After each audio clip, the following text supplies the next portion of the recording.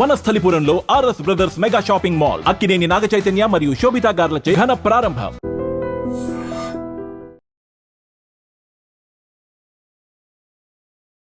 నమస్తే. I dream ప్రేక్షకులకు నమస్కారం.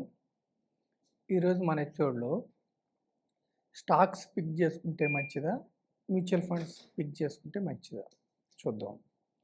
అంటే ఇన్వెస్ట్ చేసేటప్పుడు డైరెక్ట్ స్టాక్స్కి వెళ్ళాలా, మ్యూచువల్ ఫండ్స్ ద్వారా ఇన్వెస్ట్ చేయాలా? అయితే ఇప్పుడు మనకి స్టాక్ మార్కెట్, క్యాపిటల్ మార్కెట్ అవేర్నెస్లో భాగంగా ఇప్పుడు చూడండి, ఇప్పుడు మనం డ్రైవింగ్ నేర్చుకున్నప్పుడు హైవే మీదకి వెళ్ళాలన్నప్పుడు కంప్లీట్గా పర్ఫెక్ట్గా డ్రైవింగ్ వచ్చిన తర్వాత మాత్రమే హైవే మీదకి కారు కానీ తీసుకొని వెళ్ళాలి. లేదంటే ఈ దగ్గరలో పరిసర ప్రాంతాల్లో ఎలా డ్రైవ్ చేసినా పర్వాలేదు, కానీ హైవే మీద మాత్రం చాలా కేర్ఫుల్గా ఉండాలి. అలాగే స్టాక్ మార్కెట్లో ఇన్వెస్ట్ చేయాలన్నప్పుడు కూడా ఒక మంచి థరో నాలెడ్జ్తో ఇన్వెస్ట్ చేయాలి. ఇప్పుడు చూడండి, డైరెక్ట్ స్టాక్స్ మంచిదా, మ్యూచువల్ ఫండ్స్ ద్వారా ఇన్వెస్ట్ చేయడం మంచిదా? అంటే రెండు ఓకే. ఎప్పుడు మీరు నాలెడ్జ్తో చేసినప్పుడు. మీకు తెలిసిన విషయమే. మ్యూచువల్ ఫండ్స్ అంటే ఏమిటంటే, మన తరపున ఒక ఫండ్ మేనేజర్ ఉంటాడు. మనం ఒక ఫండ్ హౌస్ని ఆశ్రయిస్తే మనకు ఒక ఫండ్ మేనేజర్ ఉంటాడు.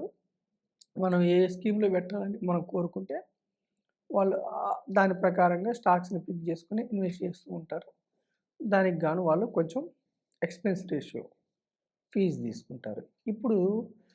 ఇప్పుడు చూడండి, దీనికంటే కూడా డైరెక్ట్ మ్యూచువల్ ఫండ్స్ కంటే కూడా స్టాక్స్ మీరు సొంతంగా కొనుక్కుంటే ఎక్కువ రిటర్న్ వచ్చే అవకాశం ఉంది, ఎక్కువ నష్టపోయే అవకాశం కూడా ఉంది. రెండు వైపులా అవకాశం ఉంది. అంటే స్టాక్ మార్కెట్ అంటేనే డబ్బులు రావచ్చు, పోవచ్చు, రిస్క్ ఉంటుంది. స్టాక్ మార్కెట్ అనగానే ఎప్పుడు డబ్బులు వస్తాయని మీరు అనుకోవద్దు. ఇప్పుడు తెలియకుండా రిటైర్మెంట్ అయిన డబ్బులు కానీ, ఏదన్నా ప్రాపర్టీ అమ్మితే వచ్చిన డబ్బులు కానీ, మీరు నాలెడ్జ్ లేకుండా ఒకటేసారి స్టాక్ మార్కెట్లో ఇన్వెస్ట్ చేస్తే ఒక్కొక్కసారి మొత్తం డబ్బులు పోయే అవకాశం కూడా ఉంటుంది. అందుకని మనం ఏం చెప్తున్నామంటే, ఒక నాలెడ్జ్తో ఇన్వెస్ట్ చేయమని చెప్తున్నాం. అయితే ఇప్పుడు మనకి ఈక్విటీ మ్యూచువల్ ఫండ్స్ ద్వారా ఇన్వెస్ట్ చేయాలా, స్టాక్స్ ద్వారా ఇన్వెస్ట్ చేయాలంటే రెండూ మంచిదే. కొంత పోర్షన్ మీరు ఈక్విటీ మ్యూచువల్ ఫండ్స్ని ఆశ్రయించండి, కొంత అది మంచిది. రెండవది ఏంటి, డైరెక్ట్ స్టాక్స్ అంటే మీరు సొంతంగా నాలెడ్జ్ పెంచుకొని మీరు స్టాక్స్ పికప్ చేసుకుంటే మంచిది. అయితే ఇక్కడ స్టాక్స్ పికప్ చేసుకున్నప్పుడు ఏం చేయాలంటే, మీరు పోర్ట్ఫోలియో డిజైన్ చేసినప్పుడు సపోజ్ ఒక 10 స్టాక్స్ మీరు అనుకున్నారు, 10 కంపెనీల్లో మీరు ఓనర్షిప్ తీసుకోవాలనుకున్నారనుకోండి, కనీసం ఒక మూడు కంపెనీలు multi baggers at least 5 times, 10 times, 15 times, 20 times multiply అయ్యే స్టాక్స్ని మీరు చూజ్ చేసుకోవాలి. అట్లీస్ట్ మీరు చూజ్ చేసుకునే 10 స్టాక్స్లో 3 మీకు మల్టీ బ్యాగర్స్ అవ్వాలి. అప్పుడే మీకు ధనం వస్తుంది. ఎవ్వరు కూడా స్టాక్స్ చూజ్ చేసుకున్నప్పుడు 100% పర్ఫెక్ట్ స్టాక్స్ ఇంతవరకు ఇన్వెస్ట్ ఎవ్వరూ పర్ఫెక్ట్గా చేయరు. ఈవెన్ వారెన్ బఫెట్ గారు కూడా కొన్ని కంపెనీస్ స్టాక్స్ పికప్ చేసుకున్నప్పుడు దెబ్బతింటాయి. వారెన్ బఫెట్ గారు, రాకేష్ జున్జున్వాలా లాంటి వారు పికప్ చేసుకున్నప్పుడు కూడా దెబ్బతింటాయి. అంటే 100% మీరు చూజ్ చేసుకున్న స్టాక్స్ మొత్తం హై రిటర్న్స్ ఇవ్వాలని లేదు. మీరు 10 చూజ్ చేసుకుంటే 3 మల్టీ బ్యాగర్స్ అయినాయి అంటే మీ లైఫ్ మొత్తం స్మూత్గా ఉంటుంది. తర్వాత మిగతా 7 స్టాక్స్లో 1-2 స్టాక్స్ కంప్లీట్గా దెబ్బతినే అవకాశం ఉంటుంది జనరల్గా. మిగతా 5 స్టాక్స్ యావరేజ్గా, అంటే పెద్ద రిటర్న్ లేకపోయినా కొంచెం రిటర్న్ వచ్చినా పర్వాలేదు. అంటే 10 స్టాక్స్లో 3 మల్టీ బ్యాగర్స్ అయితే మీరు లైఫ్ మొత్తం మీకు మంచి రిటర్న్స్ వచ్చే అవకాశం ఉంటుంది. అయితే మనం ఏం చెప్తున్నామంటే, మీ దగ్గర డబ్బు ఉన్నప్పుడు కొంత పోర్షన్ ఈక్విటీ మ్యూచువల్ ఫండ్స్ ద్వారా వెళ్ళండి. మీకు మ్యూచువల్ ఫండ్స్ కంటే ఎక్కువ రిస్క్ తీసుకుంటాము అనుకున్నప్పుడు మీరు మీ ఓన్ పోర్ట్ఫోలియో డిజైన్ చేసుకోండి. ఇక్కడ ఓన్ పోర్ట్ఫోలియో స్టాక్స్ డిజైన్ చేసుకున్నప్పుడు చేసేది ఏమిటంటే, జనరల్గా స్టాక్స్ని 5 రకాలు ఎన్నుకుంటారు ప్రజలు. ఒకటేమిటి, బాణం విసురుతారు. అంటే ఏ స్టాకు బాగా పెర్ఫార్మ్ చేస్తుంది, ఏ కంపెనీలు బాగా పెర్ఫార్మ్ చేస్తాయని తెలియకుండా ఏదో గుడ్డిగా గుడ్డిగా బాణం విసిరినట్టుగా కొన్ని కంపెనీస్ పికప్ చేసుకుంటారు. అది అంత ఆమోదయోగ్యం కాదు. రెండవదేమిటి? టిప్స్ ఫాలో అవుతారు. టిప్స్ ఎవరు? జనరల్‌గా మీరు ఏదైనా ఆఫీస్‌లో పని చేస్తున్నారనుకోండి. మీ ఫ్రెండ్స్ చెప్పారనో, మీ బంధువులు, మీ అన్నయ్యో, తమ్ముడో లేదంటే మీ బంధువులు చెప్పారనో, మీ అంకులు అలా వాళ్ళు చెప్పారనో, బంధువులు చెప్పారనో, టిప్స్ నేను కొన్నాను మీరు కొనండి అని వాళ్ళు చెప్తారు. టిప్స్ ఫాలో అవుతారు.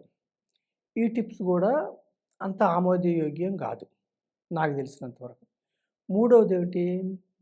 ఎడ్యుకేషనల్ ఎడ్యుకేషనల్‌గా కొన్ని ఛానల్స్‌లో కొంతమంది ప్రొఫెషనల్స్ వచ్చి చెప్తూ ఉంటారు. అంటే జాతీయంగా గానీ, రాష్ట్ర వ్యాప్తంగా గానీ కొన్ని ఛానల్స్‌లో ఈ స్టాక్ బావుంటుంది. ఈ స్టాక్ ఇక్కడ కొనుక్కోండి అని చెప్తుంటారు. అయితే వాళ్ళు చెప్పే టైంలో కొనండి అని చెప్తారు. బానే ఉంటుంది. కొన్ని రోజుల తర్వాత వాళ్ళ మనసులో ఆ కంపెనీ పెర్ఫార్మ్ చేయకపోవటం వల్లో, ఇంకొకటో అది వద్దని వాళ్ళు అనుకుంటారు. ఎవరైతే చెప్పారో ఎడ్యుకేషనల్ టిప్స్.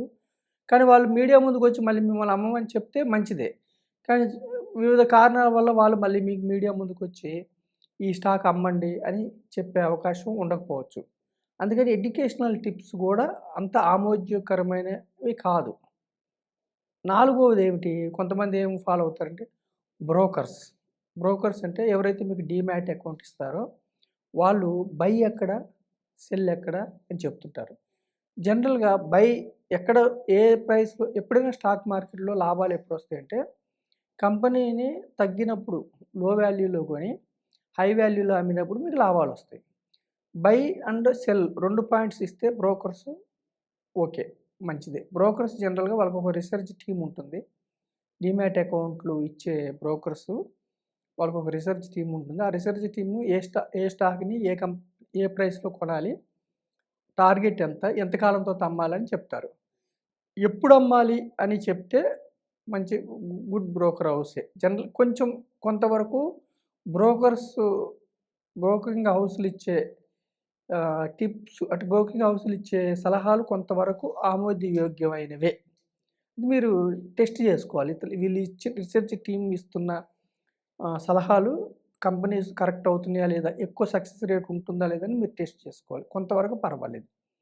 ఫైనల్ అండ్ ఫో ఫిఫ్త్ ఫిఫ్త్‌దేంటంటే అన్నిటికంటే ముఖ్యమైన విషయం ఏమిటంటే, మీ సొంత జ్ఞానంతో మీరు కంపెనీస్‌లో ఓనర్‌షిప్ తీసుకోవాలి. ఎప్పుడు గూడా ఒక 10 స్టాక్స్ పోర్ట్‌ఫోలియో డిజైన్ చేసుకున్నారనుకోండి. మీరెప్పుడు గూడా ఎట్లంటే మీ సొంత నాలెడ్జ్ ఉండాలి. అంటే మనము హైవే మీదకి డ్రైవింగ్‌కెళ్ళినప్పుడు ఎంతైతే పర్ఫెక్ట్‌గా నేర్చుకొని ఎళ్తామో, ఆ విధంగా స్టాక్ మార్కెట్‌లో కంపెనీస్‌లో ఓనర్‌షిప్ తీసుకున్నప్పుడు, ఆ కంపెనీ ఏ బిజినెస్ జేస్తుంది? ఆ కంపెనీకి ఎంత అప్పుంది? ఆ కంపెనీకి ప్రతి సంవత్సరం ఎంత ఆదాయం వస్తుంది? ప్రాఫిట్స్ ఎలా ఉన్నాయి? ఒక షేర్‌కి ఎర్నింగ్ ఎంతుంది? ప్రైసింగ్ బై పీఈ రేషియో ఎంతుంది? ప్రైస్ డివైడెడ్ బై ఎర్నింగ్ ఎంత ఉంది? ఫినాన్షియల్ స్టేట్మెంట్స్ అంటే బ్యాలెన్స్ స్టేట్మెంట్స్ చూసుకోవాలి. అప్ ఎంతుంది? హ్మ్. తర్వాత growing year on year company growth ఎలా ఉంది? ఇవన్నీ చూసుకొని మీరు డివిడెండ్స్ ఎలా ఇస్తున్నాయి? డివిడెండ్స్ ఇప్పుడు వచ్చిన లాభంని జనరల్‌గా ఏం చేస్తాయి కంపెనీస్ డివిడెండ్స్ ఇస్తాయి. కొంత అట్టిపెట్టుకుంటాయి. అట్టిపెట్టుకున్న డబ్బుతో ఏం చేస్తారంటే కంపెనీ యొక్క గ్రోయింగ్ కోసం ఎక్స్‌పాన్షన్ చేసుకోవడం కోసం ఉపయోగిస్తారు. ఎలా ఎక్స్‌పాన్షన్ చేస్తున్నారు? బోర్డ్ ఆఫ్ డైరెక్టర్స్ ఎలా ఎక్స్‌పాండ్ చేస్తున్నారు? కంపెనీని ఎలా ఇయర్ ఆన్ ఇయర్ ప్రాఫిట్ ఎలా ఉంటుంది? ఇవన్నీ చూసుకొని మీ సొంత జ్ఞానంతో మీరు రిసర్చ్ చేసి తీసుకుంటే 10 స్టాక్స్‌లో 3 క్లిక్ అయినా గానీ మీరు ధనవంతులు అవ్వడానికి అవకాశం ఉంది. ఇక్కడ గూడా మళ్ళీ కంపెనీస్‌లో ఏంటంటే ఒక్కొక్కసారి ఒక 1 ఇయర్, 18 మంత్స్ మీకు ఆ కంపెనీ స్టాక్ పెరగకపోయినా ఒక్కొక్కసారి 4, 5 ఇయర్స్‌కి ఫండమెంటల్స్ బావుంటే 4, 5 ఇయర్స్‌కి మంచి రిటర్న్ వచ్చే అవకాశం ఉంది స్టాక్స్‌లో. ఒక్కొక్కసారి స్టాక్స్‌లో 1 ఇయర్, 18 మంత్స్ బాగా రిటర్న్ ఇచ్చి 4-5 ఇయర్స్‌లో ఒక్కోసారి దెబ్బతినే అవకాశం ఉంటుంది. అంటే మీరెప్పుడు గూడా మ్యూచువల్ ఫండ్స్ ద్వారా తీసుకున్నప్పుడు మీ యొక్క మనం సరైన మ్యూచువల్ ఫండ్ స్కీమ్ ఎన్నుకొని ఒక అడ్వైజర్ ద్వారా గాని, ఒక డిస్ట్రిబ్యూటర్ ద్వారా గాని, లేదంటే మీరే సొంతగా రిసర్చ్ చేసుకొని సరైన మ్యూచువల్ ఫండ్ స్కీమ్ ఎన్నుకొని మ్యూచువల్ ఫండ్స్‌లో ఇన్వెస్ట్ చేస్తే మీకు mutual fund manager, research team, management సంస్థ చూసుకుంటుంది. లేదు మీరు ఓన్ స్టాక్స్ పోర్ట్‌ఫోలియో కూడా డిజైన్ చేసుకోవాలన్నప్పుడు మీరు సొంత జ్ఞానంతో డిజైన్ చేసుకోండి. సొంత జ్ఞానంతో కంపెనీస్లో ఓనర్షిప్ తీసుకోండి. 10 స్టాక్స్లో 3 స్టాక్స్ మీకు మల్టీ బ్యాగర్స్ అయినా, మల్టీ బ్యాగర్స్ కాకపోయినా కనీసం 10 బ్యాగర్స్, 15 బ్యాగర్స్ అయితే కూడా మీ జీవితం మొత్తం స్మూత్‌గా, హ్యాపీగా వెళ్తుంది. అంటే స్టాక్స్ అంటే ఇక్కడ మీరు కంపెనీస్‌లో ఓనర్షిప్ మాత్రమే. కాకపోతే స్టాక్స్ తీసుకునే తప్పుడు మీరు గుర్తుంచుకోవాల్సిన విషయం ఏమిటంటే, స్టాక్ మార్కెట్ అంటే చాలా రిస్కీ ప్రోడక్ట్. ఒక్కొక్కసారి మొత్తం డబ్బు కూడా పోతుంది. మీ డబ్బు మొత్తం కూడా పోయే అవకాశం ఉంటుంది. కాబట్టి మీరు ఎన్నుకునే కంపెనీస్ చిన్న చిన్న కంపెనీస్, పెన్నీ కంపెనీస్ కాకుండా అంటే ఎక్కువ మంది జనం ఎటు వెళ్తే అటు చిన్న చిన్న స్టాక్స్ స్పెక్యులేషన్ లాగా ఎక్కువ మంది వెంటబడుతున్నారని కాకుండా, ఒక ఫండమెంటల్‌గా స్ట్రాంగ్ ఉన్నది, సెక్టార్ వైస్‌గా స్ట్రాంగ్ ఉన్నది, దేశంలో మంచి దుర్భేద్యమైన పెద్ద కంపెనీస్‌లో తీసుకొని మీరు నిత్యం పిల్లల్ని ఎలా అయితే మనం వాచ్ చేస్తూ ఉంటామో, డైరెక్ట్‌గా స్టాక్స్ తీసుకున్నప్పుడు మీరు నిత్యం ఆ స్టాక్స్ గురించి పరిశీలన జరుపుతూ, నిత్యం ఏమవుతుంది, ఏంటనే వార్తలు తెలుసుకుంటూ, ఒక డీసెంట్ పోర్ట్‌ఫోలియోది మెయింటైన్ చేసుకుంటే, ఇటు మ్యూచువల్ ఫండ్స్, ఇటు స్టాక్స్ ద్వారా మెయింటైన్ చేసుకుంటే, మీరు ఒక దీర్ఘకాలంలో పవర్ ఆఫ్ కాంపౌండింగ్ వల్ల గానీ, ఇంకొక విధంగా గానీ, మీరు ఆర్థికంగా సక్సెస్ అవ్వటానికి స్టాక్ మార్కెట్, క్యాపిటల్ మార్కెట్స్‌లో మీకు మిక్కిలి అవకాశం ఉంటుంది. మీకేమన్నా డౌట్స్ ఉంటే ఇన్వెస్ట్‌మెంట్ పాయింట్ ఆఫ్ వ్యూలో గానీ, ఇంకొకటి గానీ, మాలాంటి వ్యక్తులు మీరు సా కాల్ చేయొచ్చు. సాధ్యమైనంత వరకు మీకు ఏ విధంగా అవసరాలున్నాయి, ఎప్పుడు డబ్బు అవసరం ఉంది, ఎలా మీకు ఎటువంటి మ్యూచువల్ ఫండ్స్ ఇస్తే మీకు మంచిది, పీఎంఎస్ అయితే ఎటువంటి పీఎంఎస్ ఇవ్వచ్చు, ఎటువంటి ఐఎఫ్ ఇవ్వచ్చు, అలాంటివి మేము గైడ్ చేయడానికి ప్రయత్నిస్తాము. ఓకేనండి. ఈ విధంగా మీరు మీ యొక్క మ్యూచువల్ ఫండ్ పోర్ట్‌ఫోలియోని గానీ, స్టాక్స్‌ని గానీ డిజైన్ చేసుకోవడానికి ప్రయత్నించండి. కానీ స్టాక్ మార్కెట్ అనేది రిస్కీ ప్రోడక్ట్ కాబట్టి అర్థం చేసుకొని జ్ఞానంతో ముందుకెళ్ళమని నేను ఐ డ్రీమ్ మీడియా ద్వారా మీకు మనవి చేస్తున్నాను. Thank you.